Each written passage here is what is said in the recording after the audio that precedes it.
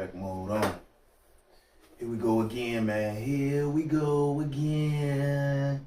That come from poetry. I like that song. Nice old blend or whatever kind of swing they had going on. And a little bit of rap. I think the song early 90s or something like that. Poetry. Here we go again. Dope one. I'm gonna start bringing in my podcast like that instead of saying I'm back. Here we go again. It's Sunday, man. It's Sunday. I seen a little bit of Detroit Lions take a L. I think Houston took a L. What's the name of their quarterback? C.J. Stroud took a concussion. CTE protocol, concussion protocol, kept him out of the game. I think they lost by like a couple points, a field goal or something like that. Woo-wee. I got a good topic today, y'all. A good topic. Yeah, good topic. Don't be so cold-hearted. Forget about the 48 laws of power. Forget about how rigorous you think you got to be, man. You ain't gotta be so cold-hearted. You can give out a pass. And I got a couple stories I wanted to bring up. One of them is just in my youth. You know, I stayed downtown Newport News, Walker Village, 25th Street, second parking lot. And hold on now. Let me turn this down. Hold on, that ain't even that. That's that. Man, this junk doing too much. It's, you know what? About to turn all these notifications off. You know what? They ain't even on. What's going on? It's that computer doing too much. Hooked up to my phone. Matter of fact, I want to turn the Bluetooth off. Nah, cause then I ain't gonna be able to control the lights. You better stop acting a fool now. But just when I was younger, like I came back around Newport News. I was in Jersey with my pops for a few years. I think 8th grade to 10th grade. I don't like that. That's my phone. I'm gonna get rid of that. I'm about to shut you down. Hold on. Disconnect this. I want you out of here. How I get you out of here? You lucky I don't know how to get you out of here. You lucky. I can't even move the joint. How you disconnect?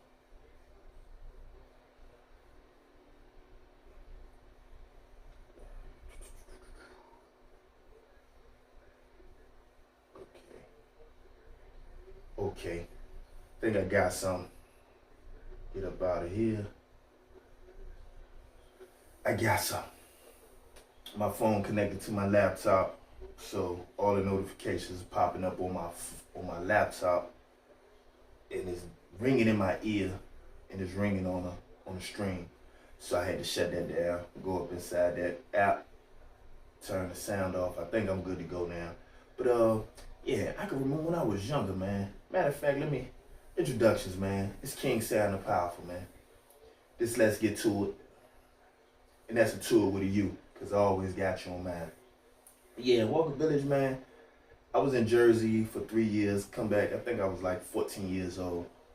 But, you know, not really on my path, on my journey, just young. But I used to see a lot of dudes, younger brothers, you know, they tag along, try to tag along, hang with their older. And these was like, not no couple years, like maybe 5, sometimes 7, 8 years, you know, our junior. And I just remember him, you know, when I see him, you know, I ain't I ain't want to be mean to them. You know, they ask for something, I give them some candy, I give them whatever money I got in my pocket. See, I don't like that. I don't like that. This computer, I don't like that. It keep blinging on me. I'm gonna keep this short because I'm gonna get to the bottom of that in a second. But when I used to see these little kids and stuff, man, I just, I felt the affinity towards them. We all from Walker Village, so I see them play football with them. And I used to try to connect with them. Just who I was, nothing involved with it. But I remember, I wound up doing a stretch, 8 years, 10 months. And I came home. I got locked up when I was 17. I just turned 17.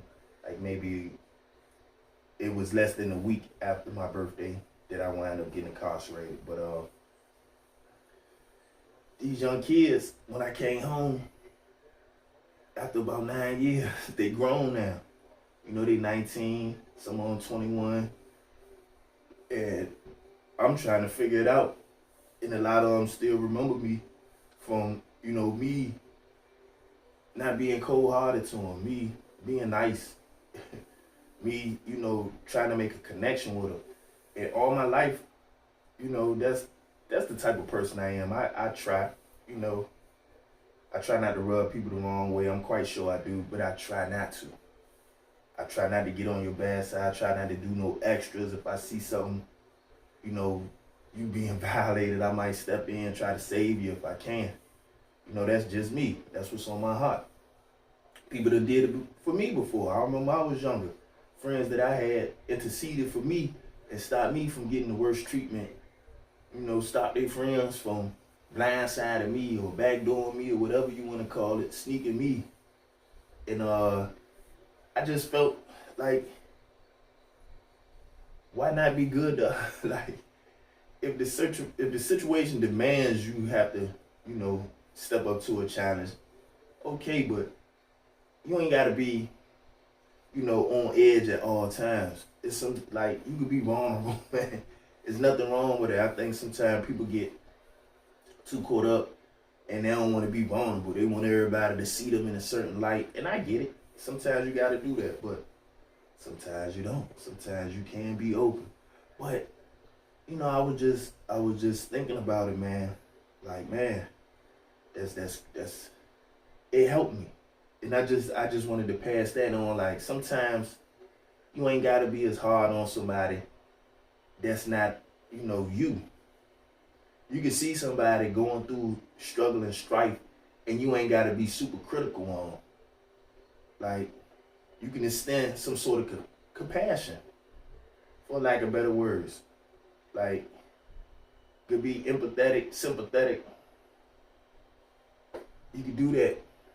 Some people choose not to, but you can do that. And it's just, my life been filled with people giving me passes. I done gave a lot of passes out, but people done gave me a lot of passes as well, and I respect that. So sometimes something in me, my conscience be speaking for me, like, don't do this, don't do that, don't do this. And some people, I think they disregard that, and you can't. Sometimes you see somebody struggling, going through it, you can't pile on, man.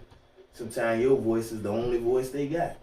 Sometimes your compassion, your generosity may be the only generosity that person receives. So, I just wanted to drop that on y'all, man. Keep it pushing. I seen something in the screaming down the internet today. I think Big U's son got killed, and I think what's his name, Bezu, THF Bezu got killed over the Halloween. I think between Halloween and over the weekend, and it's like, man, you never know which direction life gonna go in sometimes, man. Sometimes you'll be thinking like, not me, but the unexpected. Expect the unexpected, because it does happen. And a lot of times I like to spread a little bit of extra love, extra compassion, not just to save myself, because I know I would need it. Like, I would hope somebody would do it for me, be more compassionate towards me. So I'm just gonna put that out there. I got a story for y'all. You got a little bit of compassion in there. A little bit of compassion and empathy in there. Alright. This story, I was in Southampton, the big South, and Southampton got like a boot camp program. It's a correctional facility. For some of y'all don't know, Cape Ron, Virginia. I think Nat Turner, what is it? Oh man, I forgot them people named the Griswolds. I think some of they ancestors, was in that melee, in that uprising, that Nat Turner, reportedly some of the people they killed, they was Griswolds. And they was actually at the institution working in there. And there was some Turners. I didn't know what happened. I've heard of the story, but I didn't know. But when I get there, that was the home of where all that happened, on those plantations. And when I was at Southampton, it's like barrack style institutions. Like you got C1, C2, C3, R1, and I think R2. It was 5 buildings. And it looked like a barracks to me. And one day I was looking it up in an encyclopedia, and it had, plantations up there. And it was the Southampton plantations. The Southampton institution, the correctional center, is actually an old plantation that they had slaves at. The actual plantation where people worked the land, whatever it was. It may have been cotton, it may have been tobacco, but this is where the actual slaves were, and we were housed there. And like it had when I learned that, it had an effect on me, man. It gripped me to think, man, look where I done wind up at. Look what, me not being, purposeful in my life, me not having a direction and being locked in. I'm sitting here at a place that, I detest. Not just for, it being a jail, but man, this is a plantation. I'm here. I felt crazy. But that's where I was at. That's where this story take place. Anyway, I'm in a hole. I was in a hole for a long period of time. They call it administrative segregation. I was in a hole, and I let this guy hold my Walkman. This guy from Petersburg, I can't even think of his name right now. I let him hold my Walkman, trying to extend grace, be kind to him. I know he ain't had nothing to listen to. He was like, man, come on, man. I said, okay, yeah. I ain't think nothing as a Walkman. It cost what, $20, $30 at the time. I don't even remember how much it cost. May have been more. But, I felt compassion towards him. So I let the guy hold my Walkman. And I think he had it for a couple of days. Now I'm starting to miss my songs now. I'm like, all right now, bro, send that joint back. He was like, man, I let such and such hold it. And it was a white guy that do tattoos. So I'm like, what? Oh no, he sold me the Walkman. And I'm like, how he sell you? Like, that's my Walkman. You seen my name? Because when you in those type of situations, especially back then in the Department of Corrections, personal property, they solder your name and your state ID number into it. So just in case you lose it, they can return it. If they put it in property, you can get it back. But that's what wind up happening, man. I'm like, man, you knew it was mine. You seen my name on it. You know it on yours. How he said, he was like, man, I ain't know nothing. I said, you know what? And we in a hole. I really can't get to him unless I pull out a magic trick. But man, I was just, I was fuming. I was mad. And I was like, you know what? I'm gonna play it off. I was like, man, you know what? That joint was raggedy anyway. I'm gonna give me a new one. So we go out to the rec yard. And they let us get recreation in like kennel type cages, like dog kennels almost, just like one walkway. So they usually put 2 people inside the cage together. So, I get out there first. I get the second one. Cause I don't want to get the first one. I want to get the second one. Cause then, people you ain't the first person that people see when they get out there. So I go out to the cage. I said, man, nah, put me in the second one. Let me get in the second one. You don't want to go to the second one, man. Let somebody else get that jump. So I go in the second one. Everybody coming to my cage. I'm like, no, you don't come in here today, man. I'm trying to do, Omar, you can't be in there by yourself. That's what the correction officers were telling me. I like, man, I'm gonna let somebody in, man. Let me relax for a little while. So I see the tattoo guy, the one that turned my Walkman into a tattoo guy. He took the motor out of it. And I was like, man, I already done pieced it out with him. You all right? So we get in there, and all the cages full up, except mine. So I act like I ain't bothered. He get to the, they uncuff him. You know, I ain't do him dirty. I let him uncuff him. So while he in there, he looking at me. I know he nervous. I'm like, man, you brave for coming in here. And you know, at the time, I was like 18 years old, if I ain't mistaken. He was probably 30. And he looking at me like, yeah, like what? I'm like, man, that was the only Walkman I got. You know, can you like meet me halfway? Like, what's up? Like, give me what's left of it. Oh man, this excuse and that. And the way he was talking, he had like his chest was poked out. So I was like, man, you don't see no wrong in it because you weren't harmed, you weren't violated. You thought you was getting over. But nah, I was violated. That's mine. If you look at the Walkman case, it clearly got my name. I'm S. Martin. That's me. You're like, well, I don't know what to tell you. And I said, well, if we going in this line, we might as well, dance right quick. They're like, what you saying? You ain't saying nothing? You ain't saying nothing, young. And I was like, oh, wait. This white guy, I said, he real spicy. He real spicy. I don't even know nothing about him to, gauge the work he put in. But really, I'd rather I didn't. Because, I don't want to have no, fear in me stepping into a situation. I don't even want to be hearing about your past. So I said, man, you know what?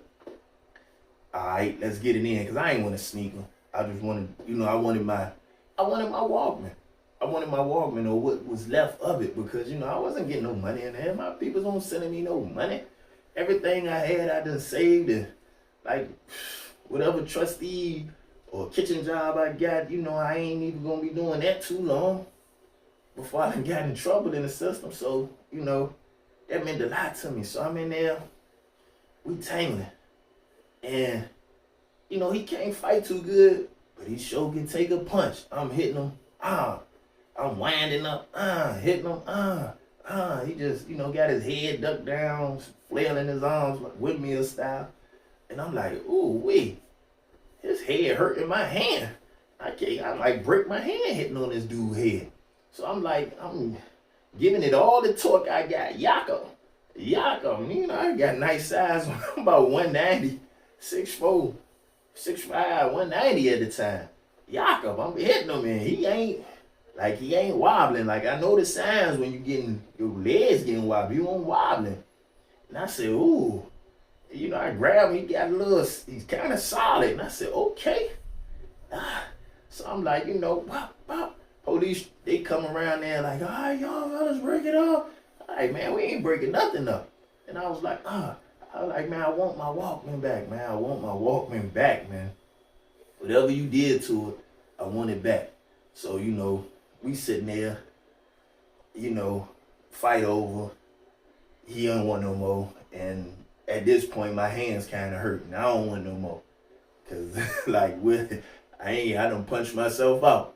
So, I'm like, this dude tough. Maybe I don't hit hard like I think I do, man. Man, need to start working out some more. So, we get back to the cell. They, fuss us out. Oh, y'all gonna be on lock? We already in the hole. Ain't nothing more you could do to us. So, all them empty threats, man, we in the hole. What, you gonna put me in a hole in the hole? But they did have a hole in the hole for me, though, called the dungeon. So, the guy that turned my Walkman into a tattoo gun, he was actually in the cell right under me. And sometimes we used to talk through the vents. So I hear something, boop, boop, boop, boop, boop. Hey, Sam, boop, boop, boop, boop, boop, boop, boop. man, come to the vent. I'm like, oh man, I don't want to hear no threats, man. We can't really, like, I don't want to talk up no fight right now, man. You got it. Whatever you talk about, you win, man. You're like, no, man. I just want to apologize, man. I'm gonna send your Walkman back to you. You know, I took the motor out, but the Walkman still works. I'm gonna send that back to you. So he sent the Walkman back, and he was like, man, you know, I just want to apologize to you. That was the hardest I ever got hit in my life. And I just died laughing. He was like, I ain't never get hit that hard. And I'm sitting here thinking my hits is ineffective because he ain't wobbling. And he said that, so that was that. And now, you know, it wasn't no big thing because it ain't get out. You know, I ain't the type of person that be like, yeah, I did that. I just breezed it under. So a lot of people ain't even know we got in a fight. You know, just a few people back there. And most of the people that was back there, being that I was holding up, you know, the cage, them was people from back in the dungeon part of the hole. That's why I was just talking about it. It's a hole in the hole. So they, you know, once they get back there, they close the door. So they really can't get word out to the rest of the, you know, population or the rest of the hole. So people ain't even really know we got in a fight. And then he came and pieced it out, talked it out with me, gave me my Walkman back. And, you know, he just, you know, ain't nobody sitting there talking about, I got beat up. So he won't say nothing, I won't say nothing. Now, the other dude, the one that actually sold my Walkman, same thing. I said, we going to the cage. But I guess he must have heard about the fight because I get out to the cage thinking I'm going to get out there first. He already in one. So I said, you know what? I got to go in there. Go in there, got the handcuffs on. Soon as the people close the door and lock the gate, I'm still in cuffs. They ain't even detached the cuffs yet. They just unhooked the leash because they'll have you on a leash with the cuffs just in case you try to do something. They can kind of jerk you and control you. So they took the leash off, locked the gate. I'm sitting there waiting for them to undo my cuffs. Dude run up on me. Boom, hit me in the face. So I was like, ooh, that felt real light. That felt real light with my hands cuffed. So, you know, I said, man, forget about letting them uncuff me. I run in there, I charge him, hit him with a shoulder blow. I rammed him with my shoulder, rocked him. He fell down. When he fell, I just started kicking him. Boom, boom, boom. He couldn't get up. So, you know, they came in there, hey, man, stop. The officer that was like, I'm about to spray the mace. So I like, you gonna have to do that. I got the cuffs on. Ain't no way I'm stopping now. Not now. I ain't even got no hands. I was like, man, y'all, you gonna have to spray. So you gonna stop. I'm still kicking, doing everything I can with my feet. I was decent with my feet though. Doing everything I can with my feet. And they sprayed us. They got a direct hit on him because he was facing them. It was hitting my back, but it was still, you know, choking me out and stuff because they had the, I think it was this, it wasn't the pepper spray, it was the chemical mace. It was the chemical mace. And that stuff, even if it don't get directly on you, boy, it get to you working. So, you know, they broke that up. And it was just one of those situations that, you know, taking it back, sometimes you got to have compassion. Because I could have did worse. But, you know, I wasn't really all that mad. I just wanted to set a precedent. And, you know, I ain't had no extras for you to be taking. And in that situation, I could have OD'd on them. I could have carried that a little bit further because I had the upper hand. But I didn't. I just wanted my justice. So, you know, I just shared that story with you. Sometimes you can't OD. Don't OD on people. Show them some grace. Give them a pass. And with that, I'm about to shut it down, y'all.